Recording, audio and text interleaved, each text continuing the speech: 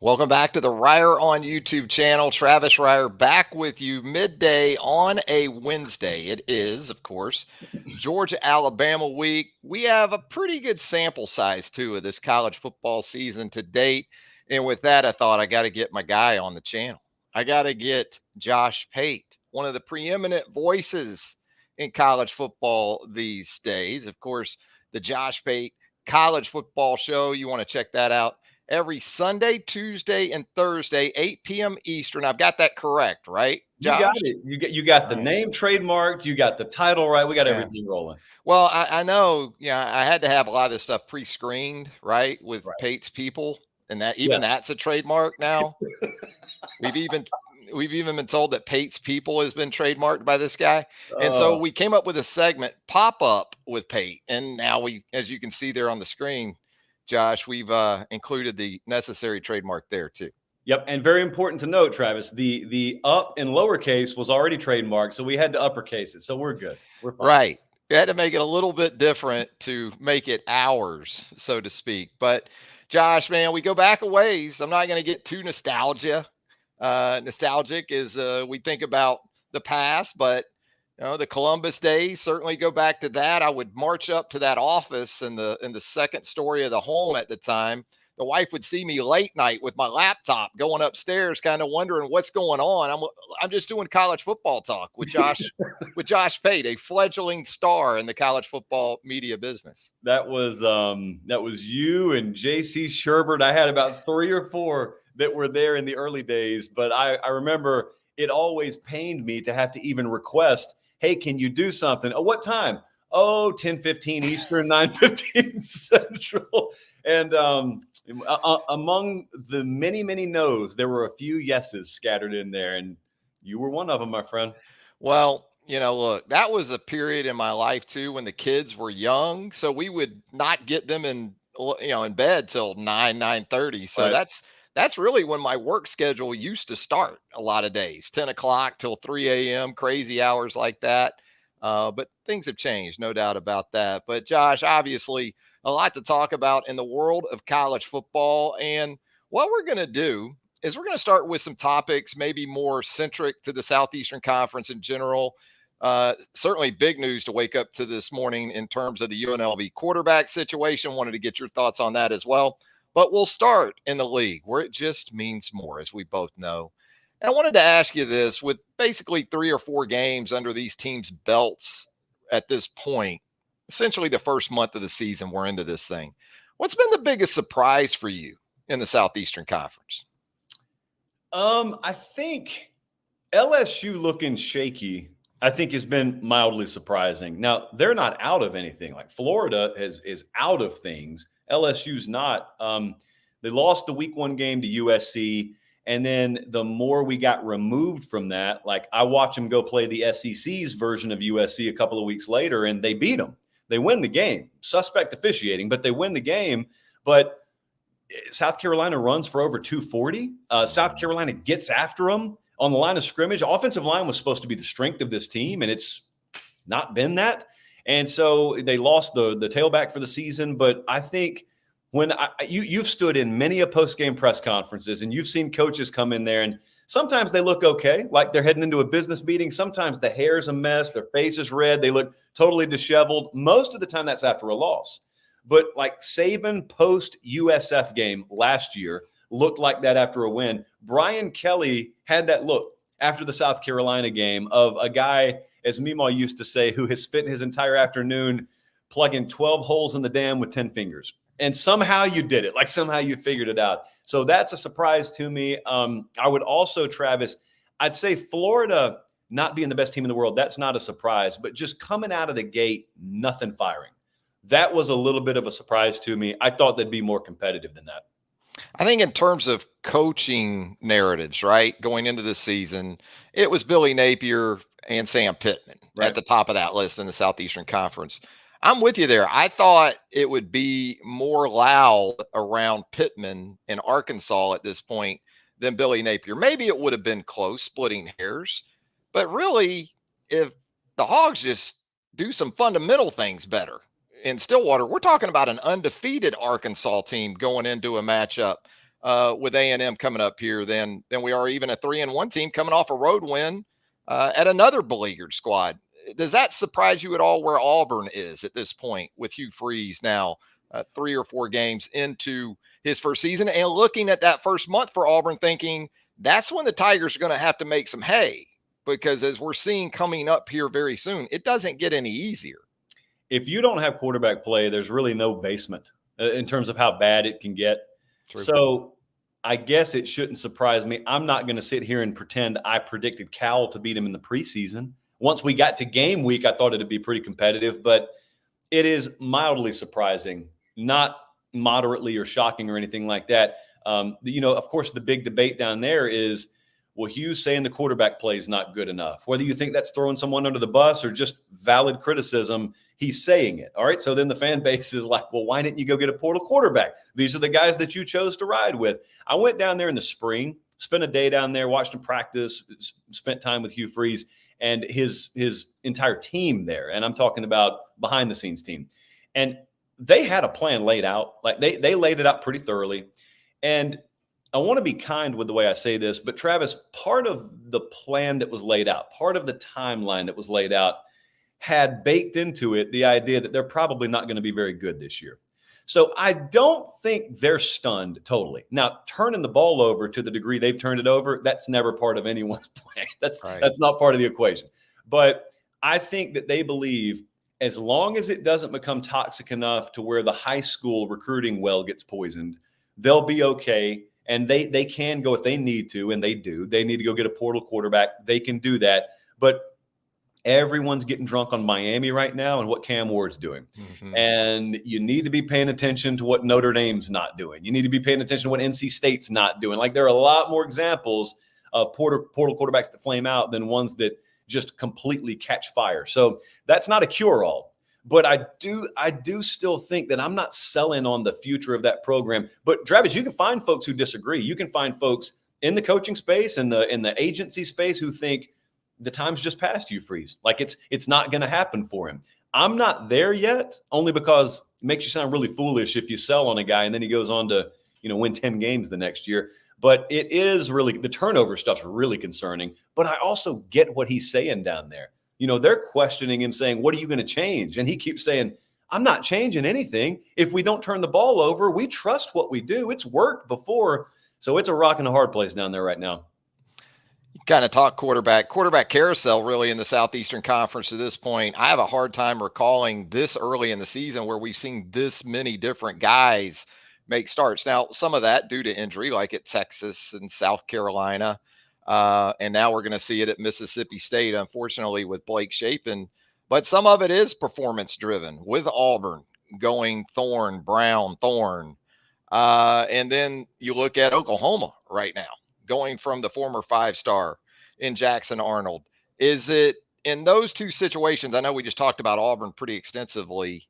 Is there panic in these moves? And boy, when I hear about quarterback changes this early that are performance-based, I immediately thinking, well, Jackson Arnold's going to be somewhere else next year. Yep. Maybe Hank Brown ends up somewhere else next year. He's young. So is Jackson Arnold. But I got to think if you're one of these head coaches, you have to take that into account in terms of the big picture in your quarterback room.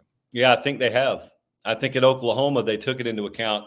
The other thing to know about the Oklahoma situation is, so he comes in the bowl game, he plays, he throws some picks, and people watched it. Oklahoma fans watched it, and somehow, some way, they got to a place in their mind where that would just clean itself up. Mm-hmm. 1 game sample size, it'll clean itself up. So they go through spring, pretty tight on media out there, not a ton of access, and so you're limited on the information you get, and therefore they just believe that he's cleaned it up. Well, he hadn't cleaned it up. I mean, every bit of feedback I got from Oklahoma is turnovers are still a big issue for him. Fan base didn't want to hear it. So then they get to the fall, turnovers are an issue. Travis, they're fortunate to have beaten Tulane. They're fortunate to have beaten Houston. Like they're a pick 6 against Tulane. Yeah. Like they may have already had a loss on the resume. So they implode offensively against Tennessee. But my point there is there were people on that staff that sort of were rooting for Hawkins to take the job outright, as unrealistic as that may be, given how NIL works. And so when they made the move, I think Brenton Venables had already long since played out the contingency plans in his head. So there was no second guessing of, boy, are we damaging our asset here long term? It's irreparably damaged already. They don't believe his future's at Oklahoma. So then at Auburn, it's so fitting that they play each other this week, because I think Hugh Freeze can look at it and say, neither of these guys is going to be my starter next year anyway. Like, my starter's not on campus right now, so I'm going to do whatever it takes. It may be one this week. It may be one next quarter for all we know. But I think he's in a little different situation than maybe some of these other places where you have guys that you heavily invested in that are just falling flat. I think that's the difference in how, like, just gut-wrenching it is for an Oklahoma fan right now. Auburn folks know they don't have an option. Oklahoma fans thought the future of the program was in their lap, and they were just waiting on the Jackson Arnold era. And to watch that evaporate, it would be like Bryce Young not panning out. It would be like Tua not panning out. Like, how devastating is that? Everything else is built on that foundation. And now, a month into the next season, the head coach is getting questions about Dillon Gabriel. Right. Right. Yeah, we didn't think we were going to lick the index finger and go backwards to that chapter, but here we are. Oh, they keep receipts, you know. And so that leads me to Brent Venables. You're going into the SEC. You're thinking, I get the sense from that fan base, they really want it to work with Brent Venables. He's endearing. They love him. They want him to be the guy. But again, you're going into some new frontiers here. Are we sure that at this point we've seen enough from Brent Venables to feel like a year or two from now that's still going to be the case? Yeah, it's Shane Beamer, basically. It's their guy. They handpicked him, so they feel ownership, as they should. That's not a bad thing about college football. I actually like that aspect of it. With Venables, it's really interesting because, kind of like Mike Norvell this past cycle, they believed they had seen enough and they re-upped him. And despite the fact that there may have been a market for Norvell, I don't know of any market there was out there for Brent Venables.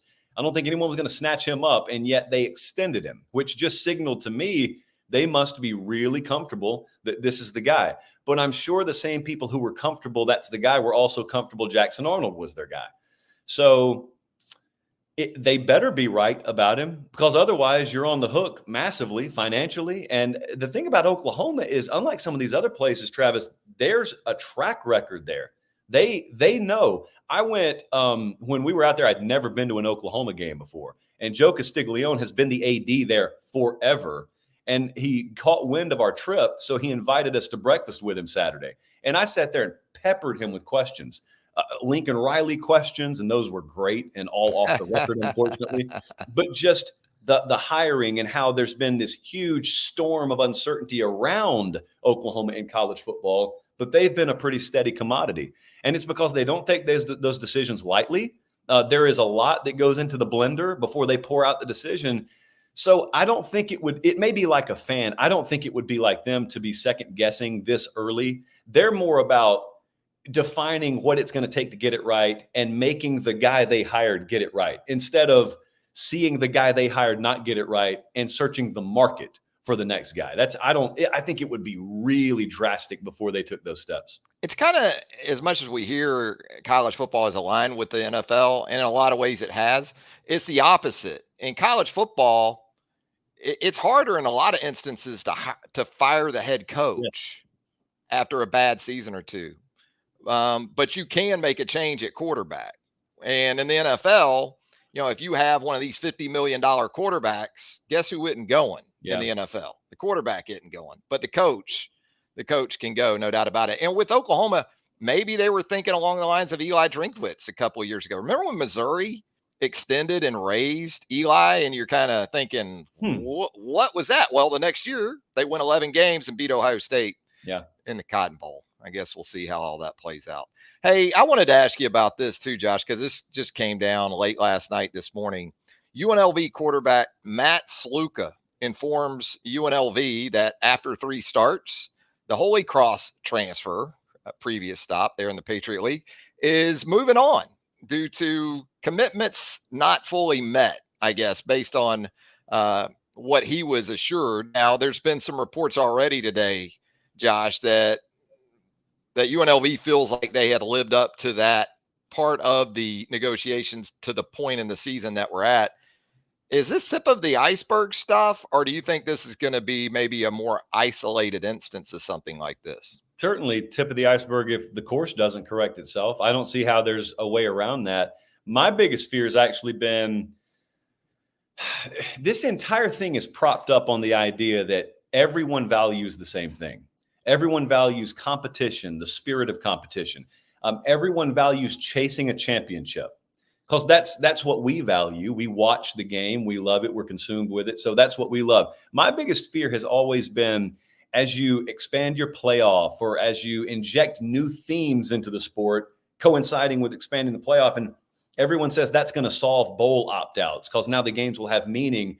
That works as long as everyone places meaning on the same thing. But my biggest fear is we get to a point where a group of players looks and says, I care about money more than a playoff game. I care about money more than winning a championship. Like the championship is sort of this man-made thing that I'm supposed to buy into and place value in. But this money right here, this is what matters more to me. That's been my big fear. Hope we never get there. It'd be foolish to think that's not a possibility, though. So I think it's tip of the iceberg. But on the other hand, Travis, as disgusted as I am by just the optics of it, period, no matter who's at fault, I kind of am glad it's happening this glaringly. I wish it was a bigger program. I wish it was unavoidable. Everyone had to open their eyes and pay attention to it because it probably takes that. The old Pierce Brosnan metaphor in Dante's Peak of the frog slowly boiling to death versus throwing a frog in a pot of boiling hot water. Well, if you just throw him in the pot of boiling hot water, he hops out. He realizes, ooh, something's wrong. And maybe this kind of stuff, just slapping you in the face is what it takes for enough people with decision-making ability to say enough's enough. I say this acknowledging I don't have the answers. I'm saying it's not my job to have the answers, but there are people whose job it is to have the answers that just have sat there and propped their leg up on their knee and just kind of waited for things to right themselves. Well, that's not the way it works. And it's not the way it's going to work here. So that kid could have been screwed out of money he was promised. He could have shadily tried to renegotiate midseason. And either way, it's terrible. And so what do we do about it? Like, it's not we, because you and I can't do anything. What do they do about it? There isn't the transparency either. I mean, it's pretty much a he said, right, with these situations. Now, UNLV, a public university, I don't know what the freedom of information laws are like out there, but there could be some pesky emails, maybe. Text messages? Text messages? Yeah, we'll have to wait and see with that. Yeah, you're right. I think tip of the iceberg wise, the thing that probably concerns you even more is that you get to the 12-team playoff and you're ready for first round games and you got some quarterbacks maybe negotiating deals, I'm telling you, before the start of the CFP. When we got to expansion, I was never a huge fan of it, but I don't care about the playoff all that much. I love the regular season, but the proponents of it, they asked me where could it go wrong? And I talked about devaluation of regular season, but I also said, what's your impetus? Like, what is the value proposition here? They said, well, more games have more meaning, like they didn't used to have meaning up until about 10 years ago. And then secondly, we'll avoid the opt-outs. And I said, how do you know players will never opt out of a playoff game? And they said, oh, you can't opt out of a playoff game. And I'm just sitting there thinking to myself, pre-Leonard Fournette, who would have ever thought about opting out of bowl games, period? Yeah. So that concept went from radical to norm over the span of like 48 to 60 months. And to think the next step couldn't happen is foolish. It absolutely could happen. Yeah, and understand this is a fluid situation. We're doing this mid-morning, late morning on Wednesday. Still a lot to uncover there out in Vegas, and going to be fascinating to see where that story goes for sure. Another segment that I came up with for Josh Pate on this Wednesday, we're going to call this, Josh, I don't have the trademark yet, but we're going to call it Pate or Punt. I'm going to throw some scenarios at you. You're either going to say, yeah, that's Pate approved. Another trademarks keep flowing, but or you're going to punt them. You're going to punt these. And so you talk about the meaningfulness of games in the regular season. I'm going to ask you about Alabama and Georgia Saturday night, Bryant-Denny Stadium, the matchup in college football for really about the last 8-10 years at least, I would say. LSU in some ways been more competitive in terms of win-loss records in that series. But this is the game. When you talk about stakes and sort of an ownership of college football, these have been the two programs, no doubt about it. With the 12-team playoff coming in, though, in your opinion, does this regular season matchup maybe lose some of its luster?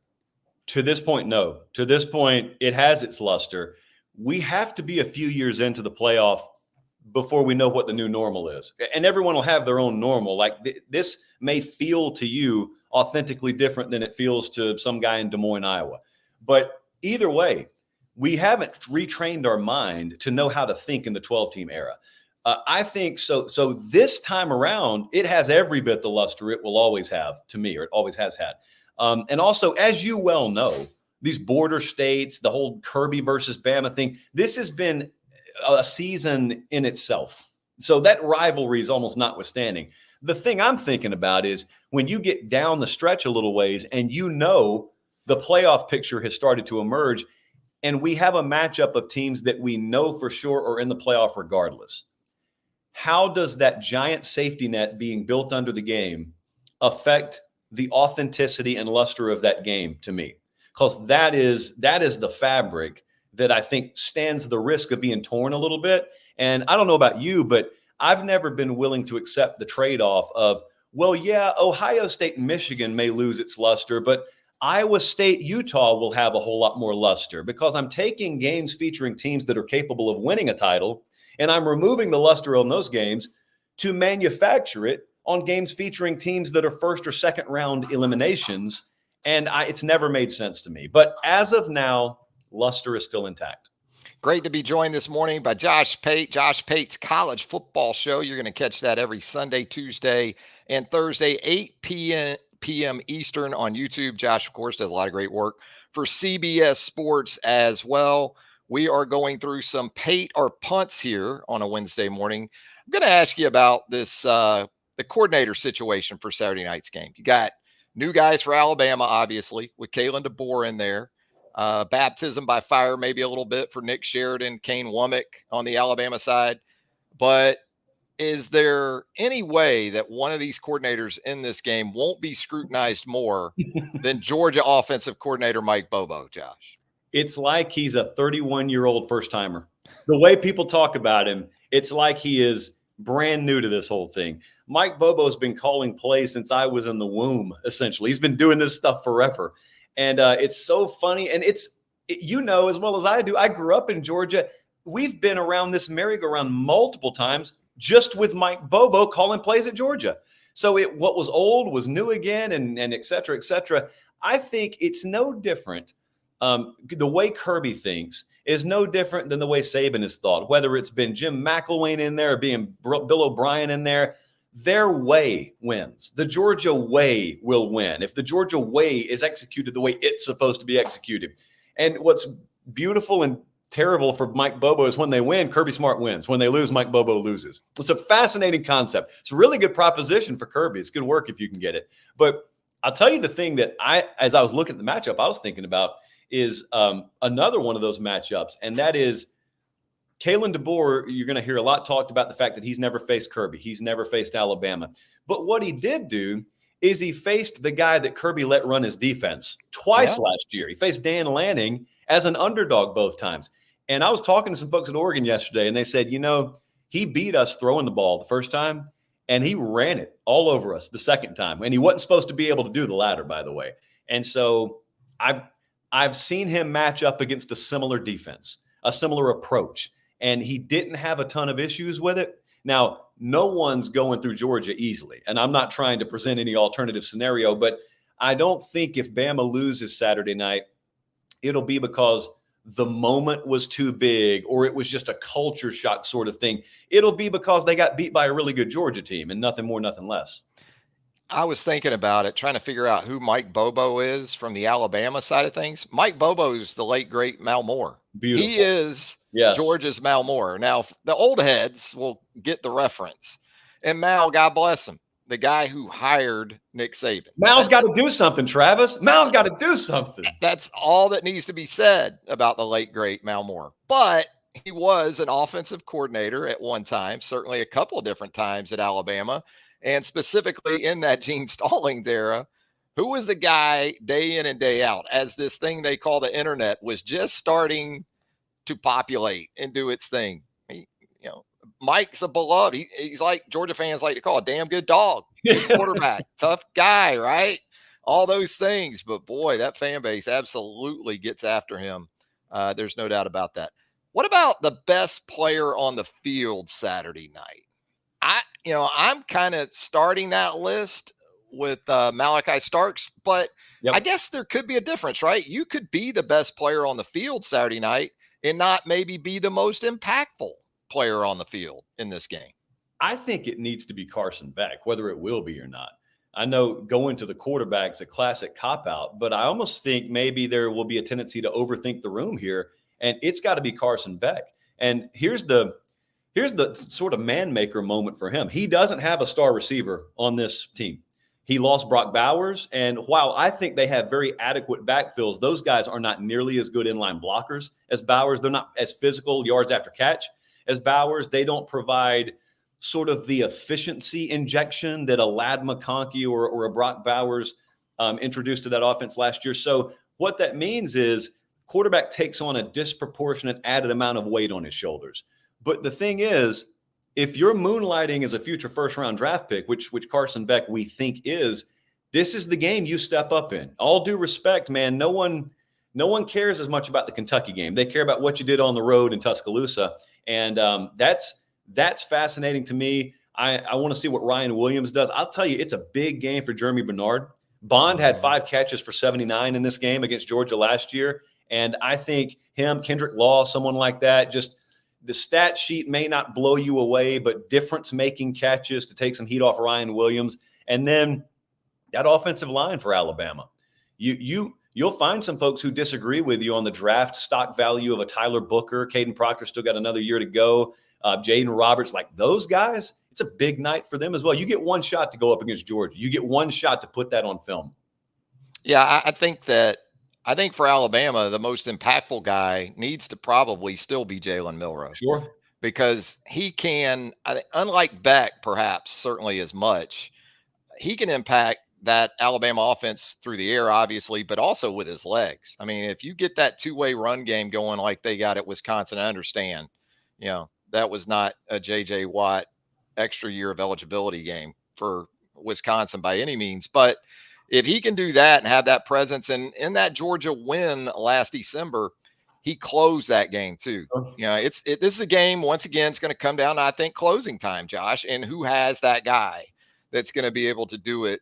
I think with the ball in his hands, that's going to be pretty big. What about the quarterbacks in the Heisman race anyway? I know there's a guy, as you said earlier, down at Miami doing a pretty good job right now, but the winning quarterback in this game Saturday night, whether it's Jalen Milroe, or you think about the way this thing can go, is the winning quarterback in this game Carson Beck, Jalen Milroe? Is that the odds-on favorite in your opinion to go on and maybe win the Heisman, or you got to see a lot more? I don't think so either way, actually. I think the numbers that Ward will put up at Miami, given the schedule they have, and given the fact that that's going to correlate with Miami being back, the romanticism around that story, I think is going to be too much to overcome. And I think the style of play, if Georgia wins this game, that Beck will get a really good surge out of that. But I just don't think they're going to blow you away passing yards and numbers wise this year to the point where, and also he's got a much tougher schedule this year. So there is a 17-6 game coming somewhere out there that probably dampens the mood around him. Ward doesn't have that, Travis. They go to Louisville. That's the toughest game they probably have remaining on paper. They play Va-Tech this Friday night. They're about a 19-point favorite. And that game we thought may be sneaky competitive at the beginning of the year. And I can also tell you this, there's nothing fluky about that. He really is that player. So you don't have a guy putting up stats against inferior competition and just padding. You've got a guy that could do this at the highest level against Georgia's schedule that just happens to not have to play it. So it's going to be tough to overcome that. Yeah, it doesn't feel like a game you can win the Heisman in, but you could be eliminated. Yeah, right? It feels a little bit maybe like an elimination game because the stages for both Milroe and Beck, you think about the road games that Beck still got beyond this game, right? Texas, Ole Miss, there's candidates for those teams. Quinn Ewers, and got Jackson Tennessee Dart, at home, yeah. Jalen's still got to go to Knoxville, where you're going to have Nico, who's blowing up right now. So, yeah, still a lot to go there, I would think, in that stretch. Let's talk about paths to the college football playoff, really for either of these teams Saturday night, but obviously we're more specific to Alabama here. You know, you look at Georgia for Alabama, you look at Missouri next month, you look at Tennessee next month, then you look at on the road at LSU, on the road at Oklahoma in November. If I told you right now, Alabama, and I know Alabama fans at this point, they're probably turning this off. This isn't good marketing. I understand that. But if Alabama were to go 3-2 through that stretch, and knowing what we don't know is the biggest problem with this. Do you think a 10-2 Alabama would qualify for one of those 12 spots? Absolutely. You'd be hard pressed to tell me either of these teams going 2 losses or out of the playoff, because no matter what the scenario is there, they've still got wins. Georgia would still have a couple of wins over very high level potential top 10 caliber teams. Whether they're ranked that at the end of the year is another thing. But yeah, I think they're both there. If they're not there, I think the SEC wants to exercise that look-in clause another year from now and take a long, hard look at, what happens if you're putting in that G5 team over a 10-2 Alabama? I mean, no one in their right mind is looking at that thinking it makes any sense other than the predetermined schematic dictated that they go in. There's no merit-based reason why that would happen. So I think both of them are in. The better question on that front in the SEC is like, what if it's Missouri that has a loss or two? Because not all 10-2s are created equal in this conference, especially with the more dynamic scheduling this year. What if Missouri's 10-2 though with a win over Alabama and Alabama's 10-2? Well, then I'd want to know who in the world. And 10-2 Alabama has a win over 10-2 Georgia. Yeah, that gets fun. That just kind of underscores again that at the end of all this, it could still get very, very crazy. Well, it's always great catching up with you, Josh. Certainly appreciate you taking the time. You have, I'm sure, but need to check out Josh over there on his YouTube channel. It is exploding, it seems like, on a daily basis. That's the Josh Pate's College Football Show, Sunday, Tuesdays, and Thursdays at 8 p.m. Of course, Josh, you see him on CBS Sports as well. Hey, Josh, appreciate the time, my man. I appreciate you having me, my friend. There he goes. Josh Pate joining in for a pop-up with Josh Pate program here on Reier on YouTube. If you enjoyed the program and you haven't subscribed to the channel as of yet, certainly hope you'll do that right now. Hit that subscribe button for us. Hit the subscribe button. There is a notification bell there as well. If you would hit that notification bell, that would help us out tremendously. And a thumbs up for the program, a like. We would greatly appreciate that also. So for Josh Pate, Travis Reier, thanking you once again for joining us right here on Reier on YouTube. Until next time, so long, everybody.